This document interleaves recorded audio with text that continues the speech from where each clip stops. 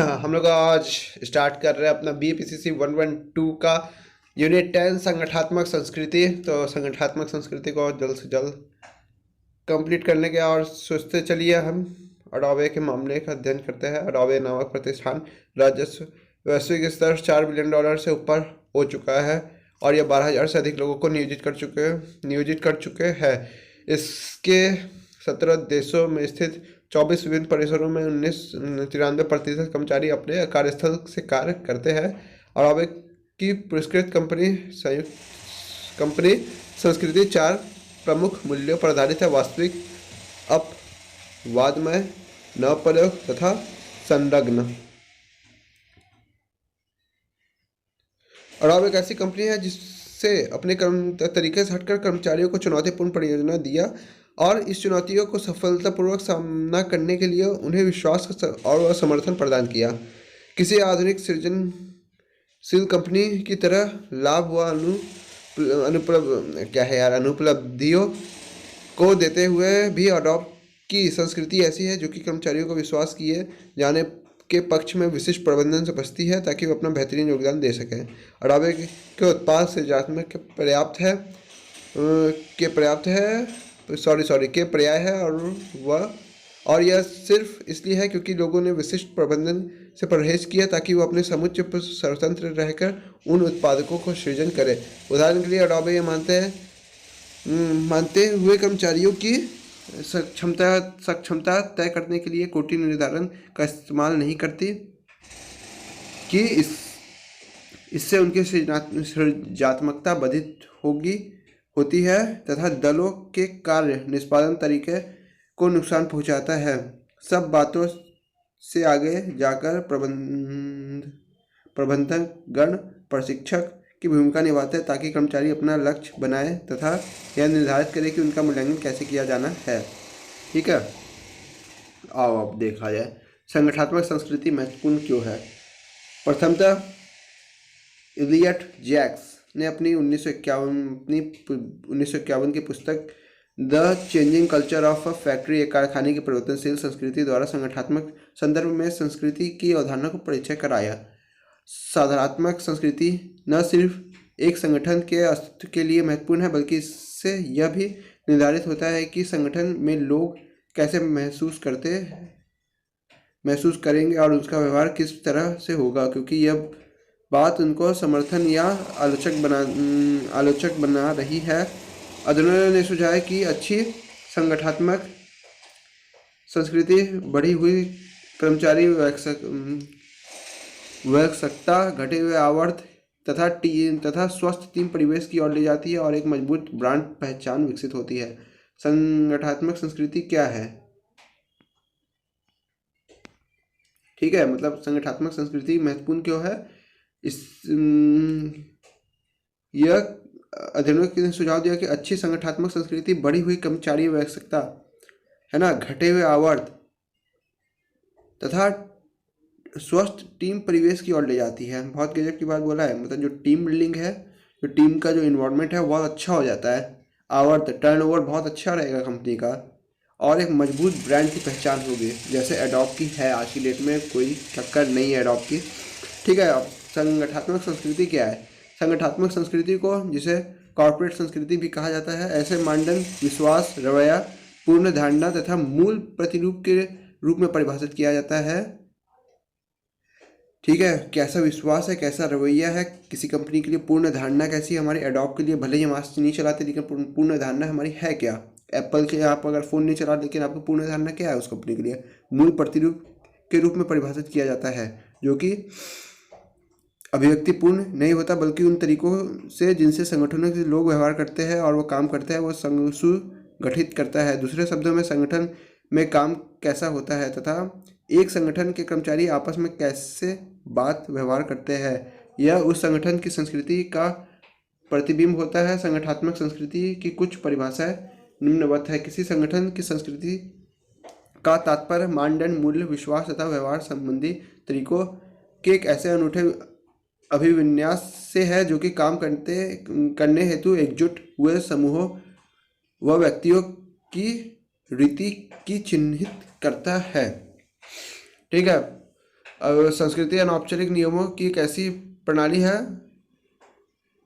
जो यह बताती है कि सर्वाधिक लोग समय लोगों का व्यवहार करता है, कैसा करना है। आधारभूत पूर्ण धारणा एक ढांचा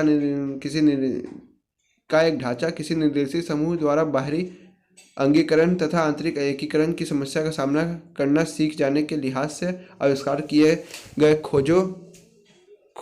खोजे गए या विकसित किए गए, जो कि इन समस्याओं के समझने, सोचने एवं महसूस करने संबंधी सही तरीके के रूप में वैध माने जाने हैं। इसलिए नए सदस्यों को सिखाए जाने हेतु काफी कारगर हो। संस्कृति सामान्यतः अंगीकृत किया गया कि विश्वास, रवैया तथा मूल्य भी जो कि संगठन में पाया जाता है और सरल ढंग से प्रस्तुत किया जाता है। तो संस्कृति यहाँ पर हमारे काम करने का तरीका है कि आप कैसे काम करते हो, ऑर्गेनाइजेशन में कैसे पूर्ण भावना रखते हो, कैसा रवैया रखते हो। ठीक है। संगठनात्मक संस्कृति एक महत्वपूर्ण समझदारी का सेट है, समुच्चय है, जो कि एक समुदाय के सदस्य सामान्य रूप से साझा करते हैं कि एक कंपनी में कैसी संस्कृति रहती है। संगठनात्मक संस्कृति क्या या संगठनात्मक संस्कृति किससे बनी है ना। संगठनात्मक व्यवहार के किस अवयव किस संस्कृति का हिस्सा माना जाता है और किसे नहीं, क्योंकि विभिन्न सिद्धांतवादियों ने संगठनात्मक संस्कृति के विविध तत्वों का प्रस्तावित किया। अतएव निष्पक्ष रूप से इन तत्वों की बिल्कुल सही संख्या बता पाना संभव नहीं है कि कितने तत्व शामिल है, कितने तत्व शामिल नहीं है। इस स्थिति को सरल बनाने के लिए हमने निम्न तालिका सभी सिद्धांतवादियों और उनके प्रस्तावित तत्वों को सारांशित किया। ठीक है। लिंकर्ट ने क्या बोला, रॉबिन्सन ने क्या बोला, गार्डन ने क्या बोला, तो कुछ तत्व सेम हो गए सबके। नेतृत्व, प्रेरक शक्तियाँ, संवाद प्रक्रिया, परस्पर व्यवहार प्रक्रिया, निर्णय लेने की प्रक्रिया, लक्ष्य नियत करने की प्रक्रिया, निष्पादन प्रक्रिया, नियंत्रण प्रक्रिया, प्रशिक्षण। ठीक है। तो इसमें निर्देशन, जोखिम की सहनशीलता, एकीकरण, प्रबंधीकरण, समर्थन, नियंत्रण, पहचान, पुरस्कार प्रणाली, संघर्ष की सहनशीलता, संवाद का प्रारूप, सबने अपने अपने पॉइंट ऑफ व्यू से चीज़ें देखी थी और सबने अपने अपने पॉइंट ऑफ व्यू से चीज़ें इसमें ऐड की है। ठीक है। किसी ने पुरस्कार ऐड किया है, किसी ने पुरस्कार ऐड ना करके क्या बोलते हैं दंड ऐड किया है ना। तो प्लस और माइनस दोनों तरीके की चीज़ें इसमें है। संगठनात्मक पहुंच, एकीकरण, उच्च प्रबंधन संपर्क, व्यक्तिगत पहल का प्रोत्साहन, संघर्ष समाधान, निष्पादन की स्पष्टता, निष्पादन पर जोर। ठीक है, ठीक है, ठीक है। तो आगे इसका एक समअप दिया होगा जहाँ तक हमें लगता है। तो संगठनात्मक संस्कृति कैसी होती है, कोई समअप दिया ही नहीं है और लंबा चौड़ा पढ़ने का कोई जरूरी नहीं है, आप इसको एक समअप के तौर पर क्लियरिफाई कर सकते हो।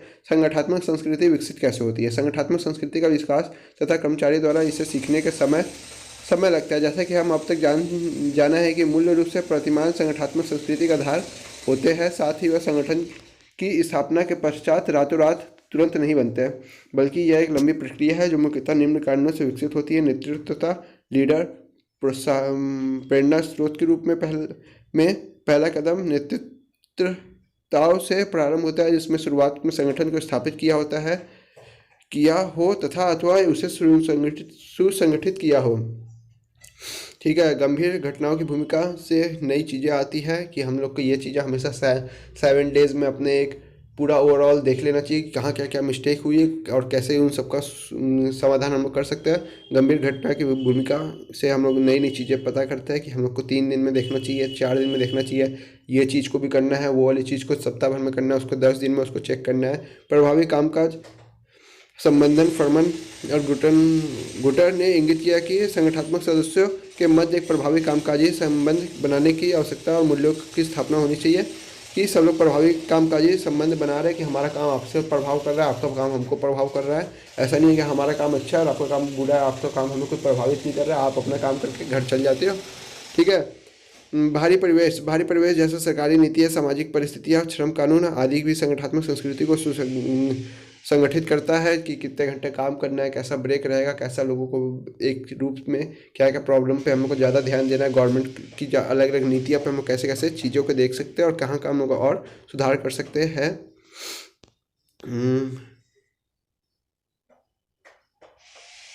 अभी संगठनात्मक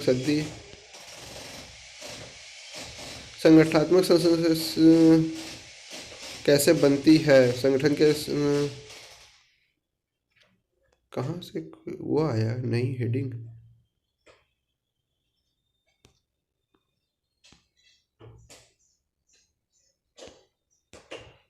ठीक है। संगठनात्मक स्थापक एक संगठन। अच्छा, ठीक है। संगठनात्मक संस्कृति कैसे बनती है? संगठनात्मक स्थापक होता है पहले। एक संगठन का स्थापक संगठन की संस्कृति का सर्वोच्च स्रोत होता है, जैसे जो उसका मेन फाउंडर होता है वो। यह संस्थापक एक संस्कृति के 3 तरह के सृजित करता है। केवल उन कर्मचारियों की भर्ती के द्वारा जो समान विचारों, अभिव्यक्ति और मूल्यों को साझा करते हैं, कर्मचारियों को उनकी सोच और भावना के सामाजिक बनाने के द्वारा, और नेतृत्वकर्ताओं द्वारा कर्मचारियों के दूरदर्शी सोच और उनका मूल्यों पे, मतलब कि क्या उनका हाव भाव हमारी कंपनी के लायक है, क्या वो हमारी कंपनी के लिए कुछ कर सकते हैं, और उनका लक्ष्य क्या हमारी कंपनी जैसा सेम है। चयन कर्मचारियों को चयन प्रक्रिया का उद्देश्य जानकर लोगों की पहचान तथा चयनित करने की तक ही सीमित नहीं, बल्कि उन्हें संगठन के समान मूल्यों और नैतिकता वाले लोगों की भर्ती करना शामिल है। मतलब कि आप दोनों टाइम काम कर सकते हैं। अब एक पूरी कंपनी दोनों टाइम में से किसी भी काम करने के लिए राजी है। आप डे में भी काम करवा लो किसी व्यक्ति से और नाइट में भी, और कोई आया बोला नहीं हम सिर्फ डे में काम कर सकते हैं, तो क्या आपकी संस्कृति के हिसाब से एडजस्ट हो रहा है? नहीं, तो आप उन्हें नहीं लोगे। हर चीज़ें फिक्स होती है पहले से। उच्च स्तरीय प्रबंधन अपने बातों तथा व्यवहार के जरिए सांस्कृतिक मानदंड स्थापित करने हेतु जिम्मेदार होता है। समाजीकरण एक ऐसी प्रक्रिया जिसमें के जरिए नए कर्मचारी संगठन के अंदर नवीन भूमिका हेतु आवश्यक जानकारी, कौशल, वृत्ति, अपेक्षा और व्यवहार सीखते हैं और उनमें तालमेल बैठाते हैं। स्काइन का प्रदर्शित मॉडल संस्कृति का स्तर। ठीक है।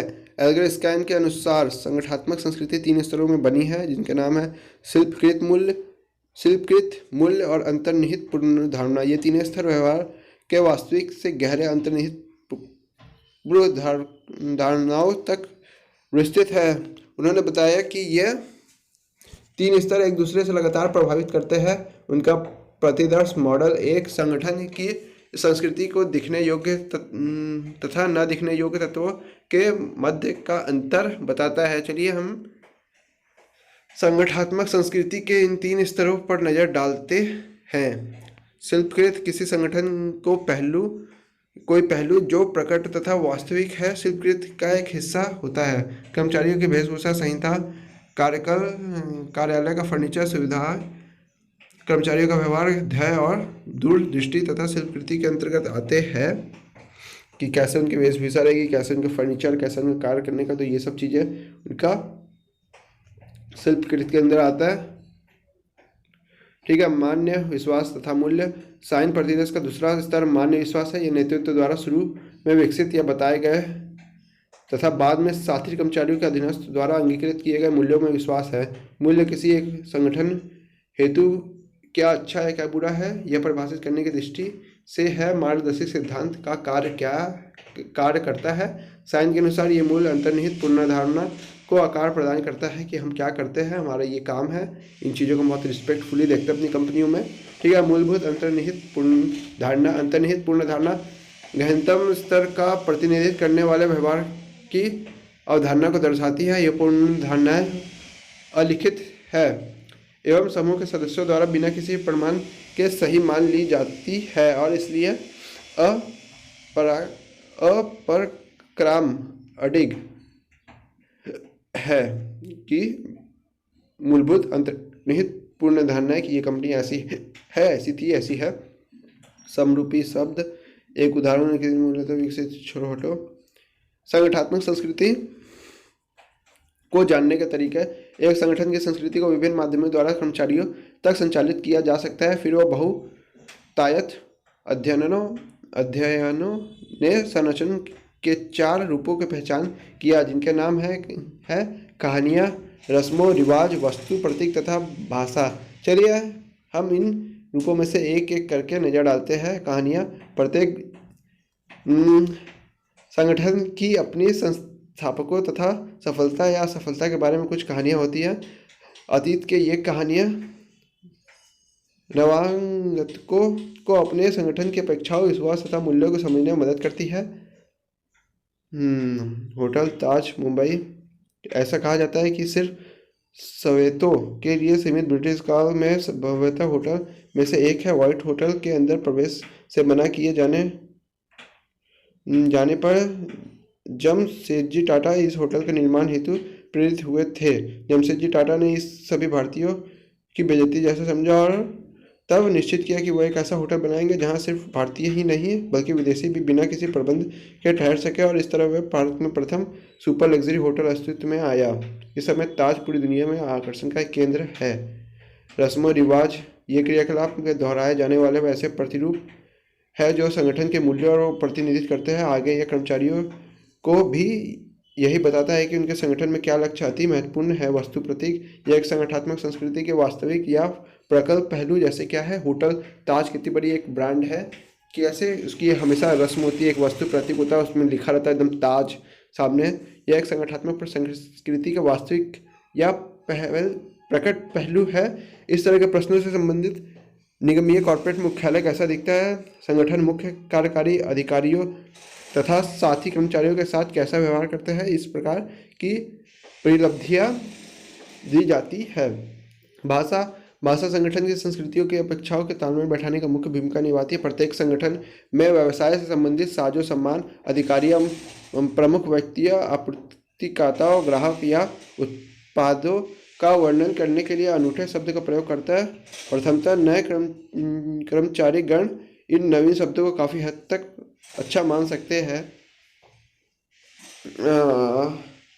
संगठनात्मक संस्कृति का मूल्यांकन करना, संगठनात्मक संस्कृति का मूल्यांकन हेतु कई उपकरण मौजूद है। यह सरल नहीं है क्योंकि यह संस्कृति व्यक्तिपरक विश्वास व अचेतन पूर्ण धारणा दोनों और दृष्टिगत धारणा जैसे व्यवहार परक मानदंड और शिल्पकृत से संबंधित कुछ बेहतर मानव के उपयोग उपकरण सम्मिलित निम्नवत है। संगठनात्मक संस्कृति वस्तु सूची, यह प्रश्नावली पूर्ण संदर्भित 4 अभिविन्यासों 130 पदों से बनी हुई है। इसकी आंतरिक अनुरूपता 67 तथा 92 के बीच विस्तारित है।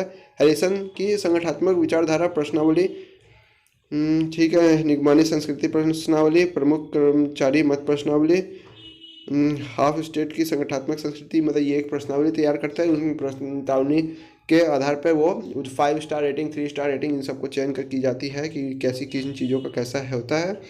तो इस तरीके से लोगों को पता चलता है कि ये चीज़ों का कैसे ऑर्गेनाइजेशन कल्चर रहा है और कैसे वो अपने कल्चर को बिल्ड करते हैं, कितना अच्छा उनका कल्चर है, कैसे उनकी समान मतलब कैसा उनका अच्छा से अच्छा वो करते हैं, क्या बोलते हैं यार, खातिरदारी कह लो, लंबी चौड़ी कहानियाँ हैं।